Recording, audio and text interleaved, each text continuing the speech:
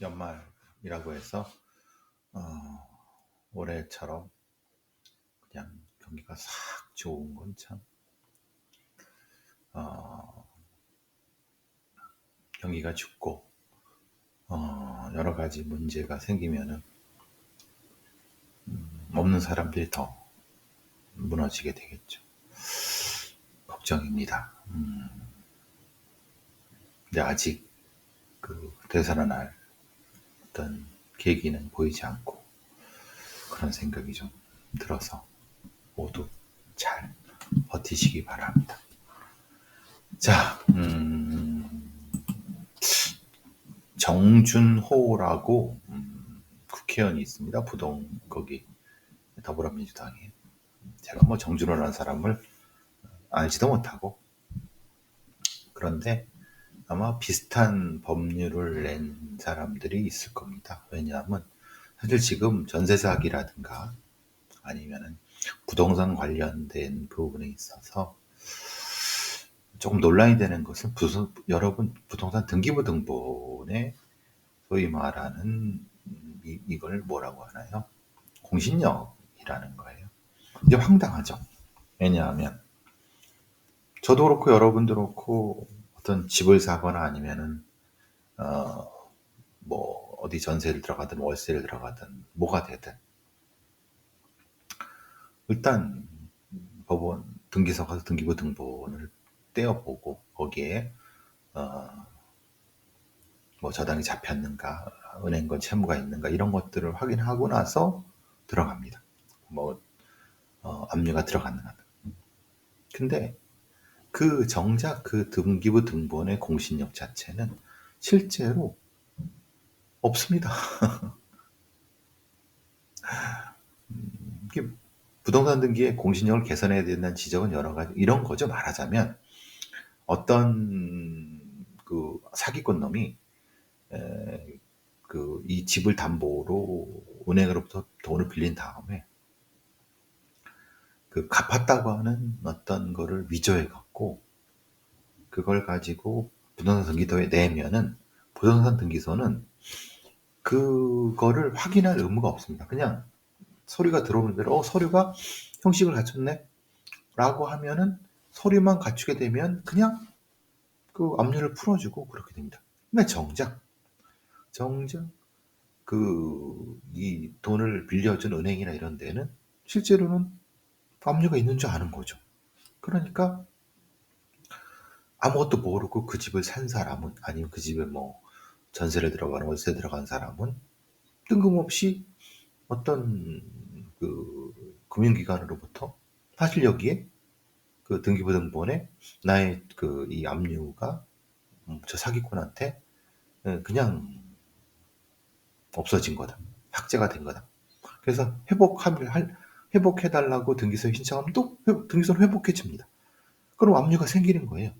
그럼 그걸 믿고 들어간 아니면 그걸 믿고 산 사람들은 다 작살이 나는 거예요. 그런데도 불구하고 국가는 아니면 등기소처럼 아무런 책임을 안 집니다. 왜? 난 뭐 그냥 서류가 제대로 들어왔기 때문에 그대로만 본 거지 뭐 내가 뭐 이런 식입니다. 즉 등기의 공신력을 인정하지 않고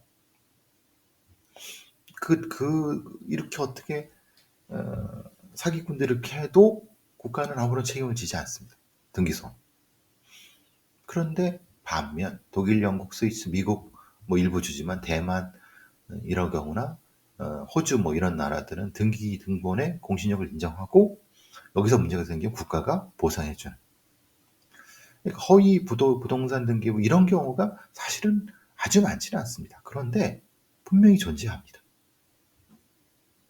그런데도 불구하고 등기의 공신력을 인정하지 않는 이유가 뭘까? 결국은 등기부 공무원들이 그걸 그러면 명확히 다 확인을 해야죠. 그렇죠? 예를 들면 서류가 들어오면은 이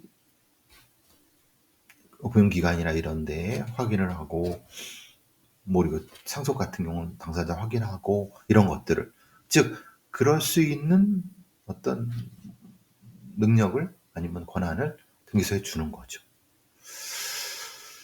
근데 어떻게 보면 좀 더 빠르게 좀 더 이른 시일 안에 이 등기의 공신력을 인정하는 법이 있었어야 되는 건데, 문제는 우리의 이 사법부 아니면 등기소 아니면 이런 행정기관들은 게으르고 사실은 별로 이런 거에 없는 사람들은 이런 서민들의 이런 경제적인 어떤 권리 별 신경을 안 씁니다. 그냥 뭐 절차만 그렇게 해주는 거죠. 그러니까 사람들은 황당하죠. 실제로 국가를 믿고 법원 등기소를 믿고 그걸 했는데 실제로 보니까 이런 엉망이네. 이렇게 되는 거예요. 그러니까 참 이 국가가 그러면 너무 게으르고 너무 불성실한 것이 아니냐. 맞습니다. 근데 그것을 조정하고 해결해야 될 정치인 놈들도 역시 안 했던 거고. 뭐 이제서야 이제 뭐 법원 등기소에 부동등기 공신력을 개선해야 된다 이렇게 하지만은 글쎄요. 그럼 과거의 것은 어떻게 할 것이냐? 누구한테 이 권한을 얼마만큼 줄 것이냐? 뭐 시간도 많이 걸리겠죠. 또 돈도 좀 들 겁니다. 그런데 반드시 해야 됩니다. 왜냐하면 어떤 법적인 걸 권리가 없는 사람들은 그 등기부 등본 믿고 하는데 하여튼 고칠 것이 너무 많습니다. 제가 이런 소리 하면 너무 신뢰하지 않는다고 하지만 사실 한번 크게 당한 사람들은 정신 못 차립니다. 전 재산 날리고 난리도 아닙니다. 그리고 전 재산 날렸다 하더라도 변호사를 제대로 쓸 수 있나요? 돈을 쓸 수 있나요? 그냥 당한 사람만 등신이 되는 거죠. 자, 일본에서 벌어졌던 맥도날드 살인 사건의 범인이 잡혔다고 합니다. 맥도날드 살인 사건은 일본의 한 패스트푸드점에서 여중생을 살해한 남자 중학생을 다치게 만든 40대 남성놈인데 5일 만에 경찰에 공고됐는데 후쿠오카현 기타큐슈시에 위치한 맥도날드 매장에서 벌어진 일입니다. 14일 오후 8시쯤에 차를 댄 후에 가게로 들어가서 30초 만에 키오스크 대기를 하고 있던 학생들을 공격해서 살해를 하고 튀었어요.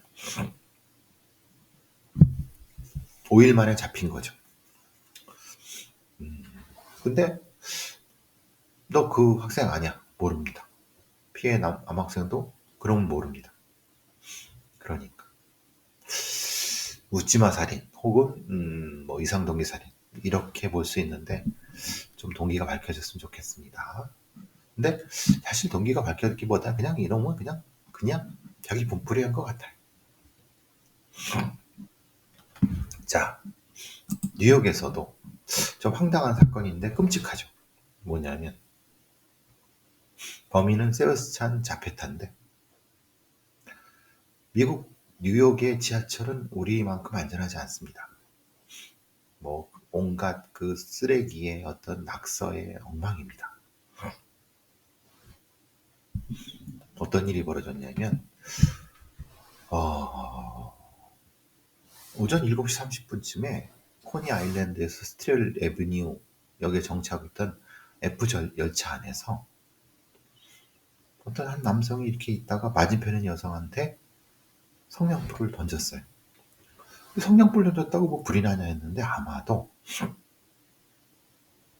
이놈이 그 성냥불 말고 뭐 그 좀 독한 술병 있잖아요. 알코올. 그거를 쓴 것 같아요. 피해자 주변에 술병이 많이 있었으니까 그 술병을 미리 이렇게 한 다음에 거기다가 던진 것 같아요. 이거 완전히 방화죠. 그 피해자는 불에 타 돌아가신 거죠. 근데 이놈은 불을 지른 다음에 플랫폼에서 피해자가 불에 타 사망하는 모습을 지켜본 거예요. 그러니까 사실 이놈은 글쎄 어떤 이유가 있었는지 모르겠어요. 근데 미국에서도 실제로 이런 일종의 그 잔혹하고 이해를 할 수 없는 범죄들이 발생한다는 거예요. 이놈의 신원은 과테말라 출신의 이주민입니다. 세바스찬 자페타. 2018년도 6월에 어리조나 국경수찰대원. 그러니까 거기로 넘어온 놈이겠죠. 근데 뉴욕에서 있는데 범죄를 저지른 기록은 발견되지 않았는데, 그러니까 이런 일이 벌어지면 계속 그렇죠. 불법 이주민. 사실 미국의 백인들이라든가 기존의 주민들이 이런 불법 이주자들을 겁내하는 이유가 분명히 존재를 하죠. 근데 민주당은 전혀 그런 어떤 해결할 수 있는 능력이나 어떤 의지가 없고, 트럼프는 뭐 장벽을 쌓는다고 하지만 걔도 실제로 그 장벽 쌓는다고 그게 해결되겠습니까? 그러니까 이제 사실 이 문제는 굉장히 큰 구조적인 문제와 연결이 되지만, 어쨌든 범죄는 이런 식으로 나타난다. 상당히 그냥 예측하지 못하는 형태로 그냥 이렇게 지하철에서 피곤해갖고 아침에 출근했는데 자고 있는데 갑자기 어떤 놈이 불을 일어갖고 도망도 못 가고 다 죽은 거잖아요. 참. 예전에는 가솔린을 입에 불어갖고 푹 한 다음에 그 차표 파는 영무원을 그 불에 타 죽이는 그런 범죄도 있었고, 글쎄요. 범죄에 대한 여러 가지 대응책이라든가 아니면 범죄자에 대한 어떤 분석 이런 것들이 얼마나 필요한지를 알려주는 이 사건도 마찬가지 아닐까요? 싶습니다. 저는 사실 지금 말씀드린 이 기사를 보고 실제 그럴까 이런 생각이 듭니다. 왜냐하면 여러분 이런 얘기 많이 들어보시죠? 마약 사범 연령이 낮아졌다. 즉 말하자면 마약 사범의 연소화라고 합니다. 근데 마약류 사범이 줄어든다고 합니다. 근데 마약류 사범이 줄어들까요? 이건 잘못 알진 것 같은데. 근데 마약류 사범 중에서 10대, 20대 세대가 비중이 증가한다. 근데 그거는 여러분도 이해하시는 마약을 구입하는 어떤 경로가 SNS상에서 많이 나타나고 있다. 그건 뭐 많이 알려진 바죠. 그러니까 대검찰청에서 마약류 월간 동향이라고 하는 걸 발표했는데 10대 20대 사범의 비중이 34.8. 그러니까 이 기사만 보면은 결국은 마약류 사범이 연소화, 이제 나이가 어려지고 있다. 옛날에는 40, 50대였다 그러면 지금은 10대, 20대다. 특히 이제 깐부 사건, 말하자면 대학생 동아리, 마약류 동아리 사건으로 말하자면 대학생 연합 동아리인 깐부에서 여러 가지 마약류가 유통된 사건을 얘기한다. 이런 부분 다 알려진 바죠. 그러니까 그럼 이제 이걸로 보면은 이런 거예요. 비대면 거래, 사이버의 비대면 거래라고 하기 때문에 10대, 20대가 더 많이 이 많은 형태의 마약류 사범 중에 더 많이 늘어난다. 이렇게 생각하시잖아요. 근데 여기는 이 기사가 실제로 맞는지 모르겠어요. 저는 이런 기사를 말하자면 파이낸셜 뉴스도 그렇고 이거 말고도 많은 그 언론들이 이렇게 얘기를 하고 아마 대검찰청이든 경찰청이 이렇게 주장을 할 겁니다. 근데 여기에는 큰 오류가 하나 있습니다. 즉 근본적인 오류가 하나 있죠. 제가 늘 말씀드린 바를 기억하시면은 무슨 말씀인지 이해할 겁니다. 이거는 말하자면 대검찰청이나 경찰이 잡은 마약류 사범 중에서 10대, 20대가 높아진다는 겁니다. 그럼 말하자면 안 잡은. 그러니까 이제 쉽게 말하면 전체 보수가 얼마냐. 그러니까 전체 보수가 얼마인지에 대한 얘기가 있어야지 이게 사실은 성립이 되는 건데, 문제는 우리는 검찰이나 경찰이 발표하는 어떤 뭐 범죄 동향 이런 것들을 전체 보수로 착각해요. 그런데 특히 마약 사범 같은 경우는 그걸 마약류든 마약 사범이든 요게 제가 왜 계속 마약류, 마약이걸 섞어서 말하냐면은 다시 말씀드리지만 우리나라 마약의 문제는 마약이 아니라 마약류가 문제입니다. 소위 말하는 합법적으로 처방전을 가지고 아니면 의사나 제약회사로부터 나오는 옛날의 향정신성 의약품, 펜타닐 아니면 프로포폴, 그와 연결되는 감기약으로 연결되는 거, 뭐 에터미나이트 같은 소위 말하는 실제로 검찰이나 경찰이 수사하지 않는, 실제로 수사를 하게 되면 의사들을 건드려야 되고 아니면은 상당히 의학이든 의사든 약사든 시스템을 건드려야 되는 부분이에요. 근데 그거는 건드리지 않고 사이버 상에서 그거를 이제 모니터해 갖고 아니면 거기서부터 나타나는 10대, 20대들의 마약류 거래만을 잡아갖고 우리나라의 마약 문제는 10대, 20대가 얼등히 높아진다라고 주장을 하고 있다는 얘기예요.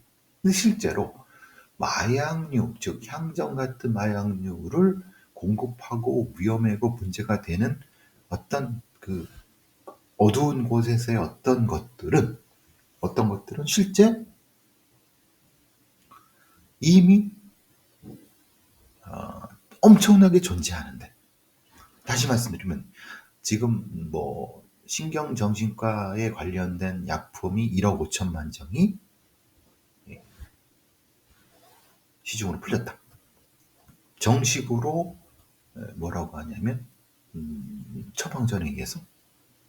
그러니까 실제로는 그렇게 만들어지는 마약류 약품이 문제인 건데 엉뚱하게 자기네들은, 검찰이나 경찰은 자기네들이 인터넷을 모니터링 얼마나 쉽습니까? 인터넷 모니터링이 그 몇몇 그런 주요한 사이트만 이렇게 보다 보면 가서 하고 함정 수사하고 그래서 뭐 잡으면 거기 다 잡는. 근데 걔네들이 잡고 나니까 뭐예요? 10대 20대예요. 그러니까 이게 대검찰청 검찰놈들이나 검사놈들이나 경찰놈들이 하는 마약 수사 혹은 마약에 대한 발표라든가 마약에 대한 어떤 범죄적 대응에 대한 얘기가 맞느냐. 그리고 이거를 소위 언론이라고 하는, 이게 파이낸셜 뉴스의 김동규라는 기자도 그렇고 어떤 여러 그 소위 말하는 사회부 뭐 법조팀의 기자 이런 애들이 이 대가리가 없는 돌대가리들이라든가 아니면 뭔가 모자른 애들, 그러니까 이 범죄에 대한 분석을 못하는 애들, 사실 이해하려고 하지도 않고, 사실 조금만 생각해 보면은 사실은 이 검찰이나 경찰 애들이 거짓말을 하고 있거나 아니면은 여론을 호도하거나 아니면 숫자를 장난질 치고 있는데 그걸 금방 알아요. 알지만은 검찰이나 경찰이 써준 대로 그냥 그대로 그래 우리는 검찰 애들 10대 20대가 문제야. 야 사이버상에 봐라. 그냥 익명으로 거래되는 거 얼마나 많냐. 쟤네들이 문제야라고 하지만 정작 실제로 검찰과 경찰 애들이 실제로 수사하고 단속하고 실제의 구조적으로 접근해서 감시를 해야 되는 소위 말하는 의사들로부터의 처방이나 아니면 제약회사를 감시하는 이런 부분들은 전혀 하지도 않으면서 이게 사실은 문제라는 거예요.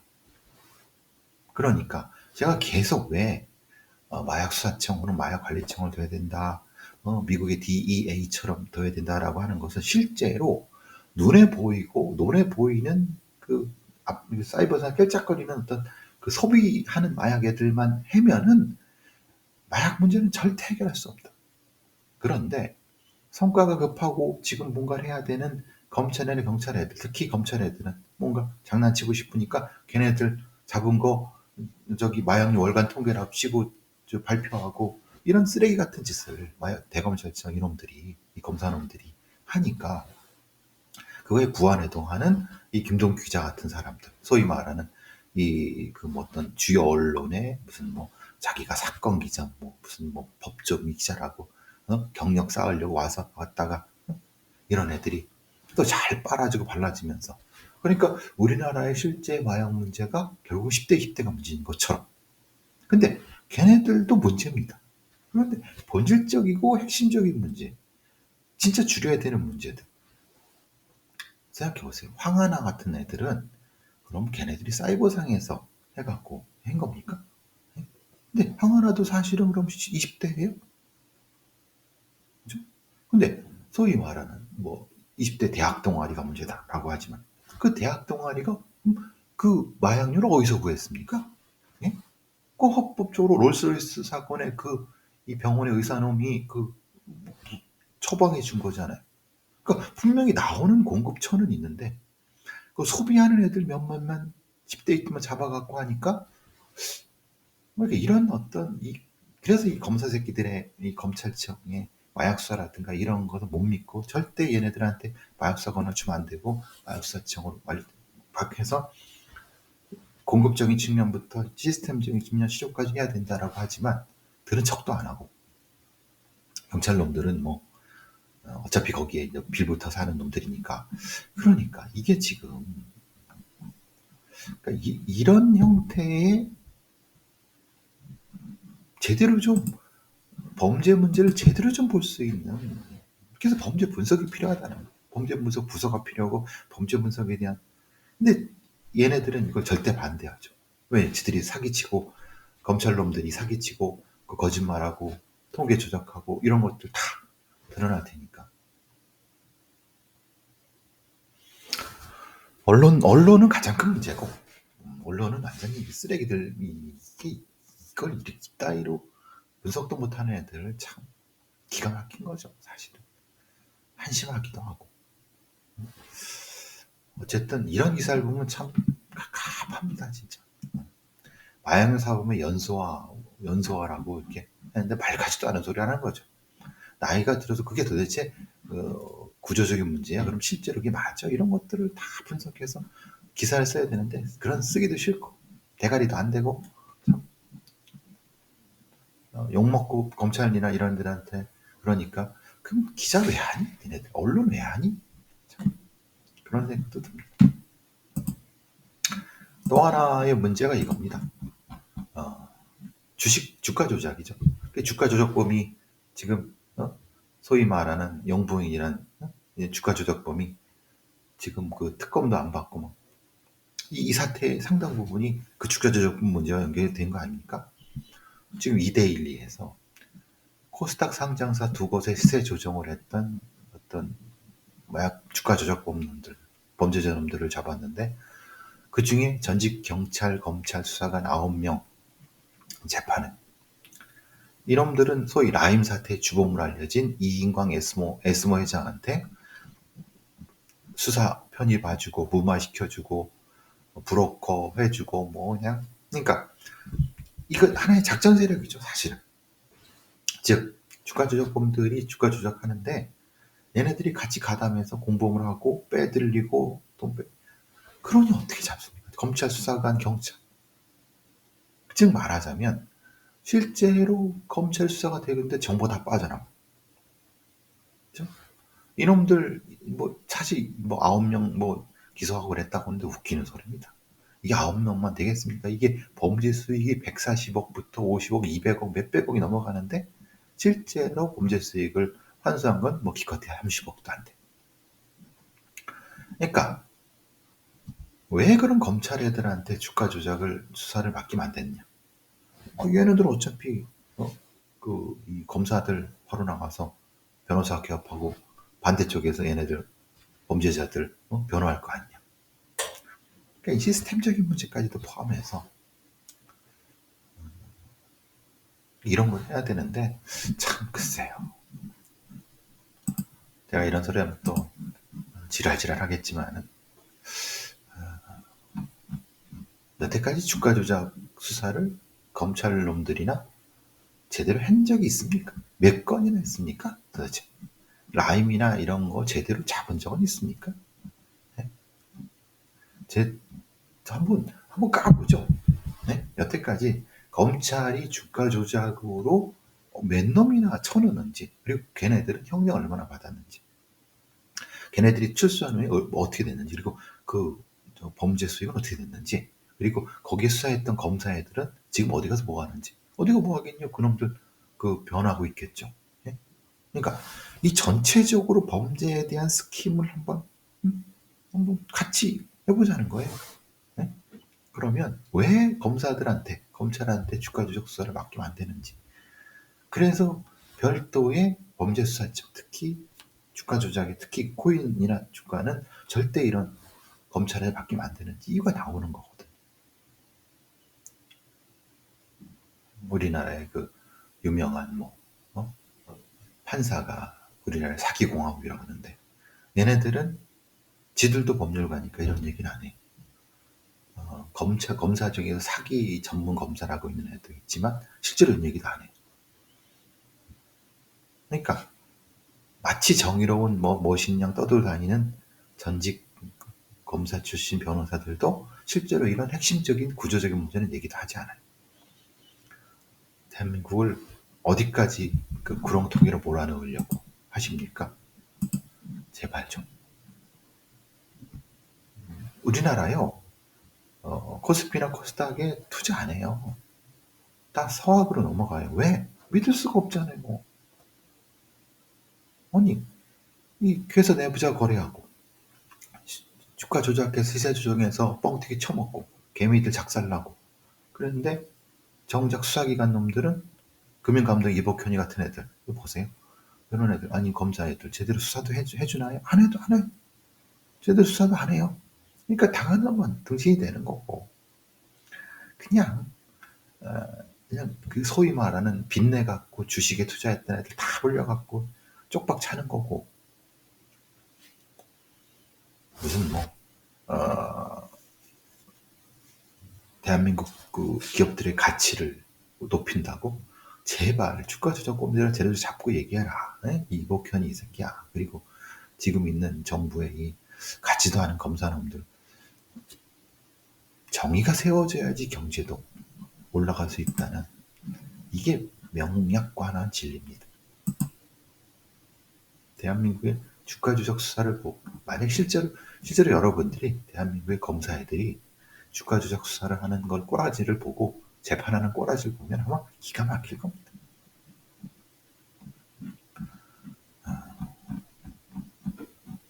자, 오늘도 좀 자주 올렸으면 좋겠는데, 저도 게을러져 갖고 맨날 이렇게 떠들어와요. 더러 처먹질 않으니 지치면 안 되죠. 끝까지 그죠? 질긴 놈이 이기는 겁니다.